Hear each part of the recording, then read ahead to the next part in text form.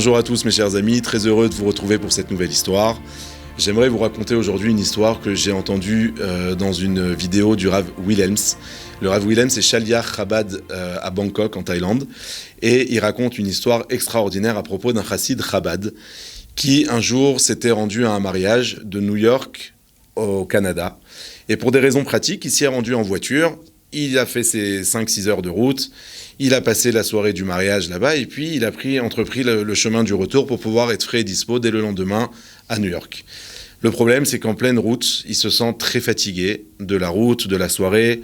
Il sent que c'est dangereux pour lui de continuer à rouler dans ces conditions. Et il décide de s'arrêter dans un petit hôtel pour se reposer quelques heures. Seulement voilà, pas d'hôtel à l'horizon. Il prend la première sortie d'autoroute, il roule, jusqu'à ce qu'enfin il voit un motel. Alors il s'arrête, il se garde dans le parking, il rentre, il voit une réceptionniste à moitié endormie. Il lui dit voilà, j'aimerais une chambre. Et elle lui dit je suis vraiment désolé, we are fully booked, on est complètement plein, il n'y a pas de place pour toi, désolé. Il lui dit ouais mais je suis très fatigué, je peux pas dormir dans la voiture, comment je vais faire? Et elle lui dit regarde, il n'y a pas d'hôtel à proximité. Par contre, un peu plus loin, à 1 kilomètre d'ici, il y a une maison de retraite. Quelquefois, ils ont des chambres de libre. Et quand une chambre est libre, quelquefois, ils louent pour les gens qui sont de passage comme ça. On leur envoie du monde quelquefois quand on est plein. Bon, il prend sa voiture.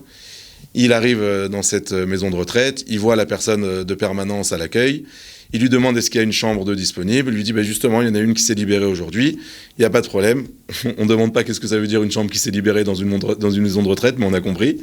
Et il rentre dans cette chambre, il passe quelques heures, le matin il se réveille, frais et dispo, il met ses tefilines, il fait sa prière, il remercie et il s'en va. Et puis au moment de monter dans sa voiture, il se dit attends, je suis un Shaliach Chabad, si Hachem il m'a envoyé dans cette maison de retraite dans un coin perdu, c'est que peut-être que j'ai une shlichut à faire, peut-être que j'ai une petite mission à faire. Et donc il re-rentre dans la maison de retraite, il va voir la personne qui est à l'accueil, il lui dit dites-moi, est-ce qu'il y a des juifs qui vivent dans votre maison de retraite? Elle lui dit non, on en avait bien un, mais il est décédé hier. C'est d'ailleurs dans sa chambre que vous avez dormi cette nuit.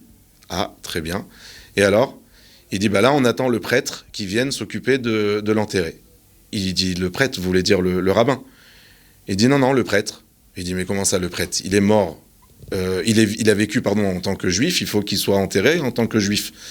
Elle lui dit oui, mais vous comprenez que nous, on ne fait pas de différence de religion.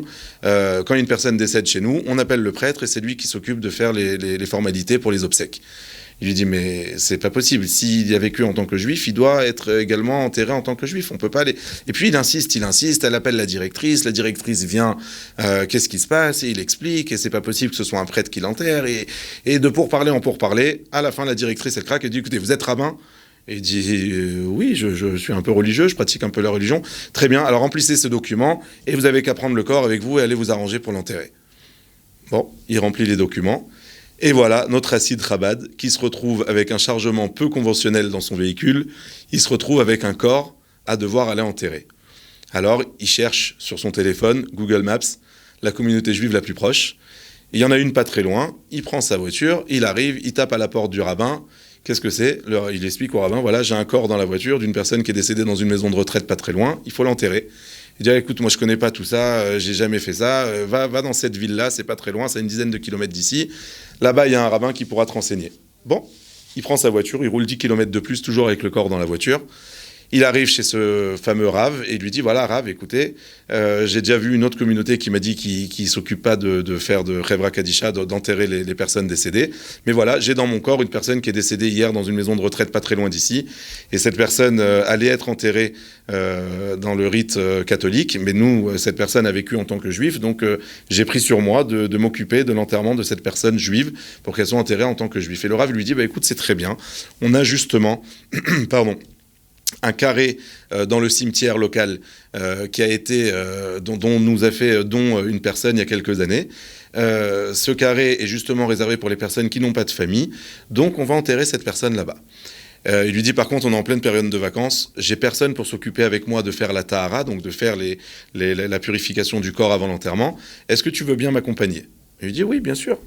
Et donc voilà notre juif Chabad, notre chassid Chabad qui avec le Rav va décharger son coffre de la voiture avec le fameux corps de ce juif qui est décédé la veille et il s'occupe de préparer le corps pour l'enterrement.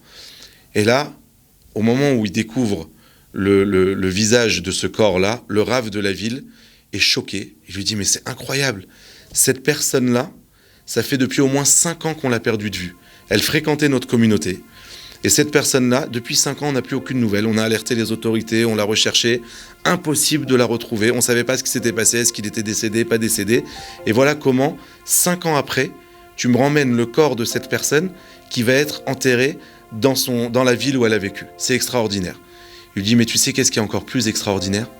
C'est qu'il y a 10 ans, 5 ans avant que cette personne ne disparaisse des radars chez nous, il y a 10 ans, c'est cette personne même qui nous a fait don de ce carré pour les personnes qui seraient sans famille. Et voilà comment Akadosh Baruch Hu, dans sa grande bonté, dans sa Hashgacha Pratit, il te ramène, toi, aujourd'hui, avec le corps de cette personne, pour qu'elle soit enterrée dans le carré dont elle a fait don des années auparavant. Cette histoire, elle vient nous apprendre comment Akadosh Baruch Hu n'oublie personne. Dans la parashat Noach, on voit que Noach, il y a marqué « Vaïven Sham Misbeach ». Il a construit un Misbeach. Et il y a un rave qui voulait dire « Vaïven » Milachon Vaïdbonen, ça veut dire qu'il a réfléchi à comment construire le Misbéach. Ça veut dire qu'il a réfléchi à comment faire un sacrifice à Hachem pour le remercier de l'avoir sauvé du Maboul, du déluge. Et en fait, on voit qu'il a offert les bonnes bêtes qu'il fallait offrir. Et grâce à ce bon korban qu'il avait fait, à ce bon sacrifice, Akadosh Baruch Hu s'est engagé à ne plus jamais envoyer de déluge dans le monde, à ne plus jamais détruire l'humanité. Donc on voit à quel point il est important d'être mitbonen, ça veut dire qu'il est important de réfléchir aux actions telles qu'Akadosh Baruch Hu voudrait qu'on les fasse. Je parle pour moi le premier, bien sûr. Mais ça veut dire quoi? Ça veut dire que ce shaliach, il a failli repartir dans sa voiture et cette personne aurait pu être enterrée dans des conditions bien différentes de la façon dont ça s'est passé, Et voilà comment il faut aller chercher les missions qu'Akadosh Baruch Hu. Quelquefois, il nous arrive des choses dans la vie. Sachons savoir comprendre les messages qu'Akadosh Baruch Hu nous envoie pour pouvoir au mieux le servir, pour pouvoir au mieux servir notre cher papa. Sur ces bonnes paroles, je vous dis à très bientôt.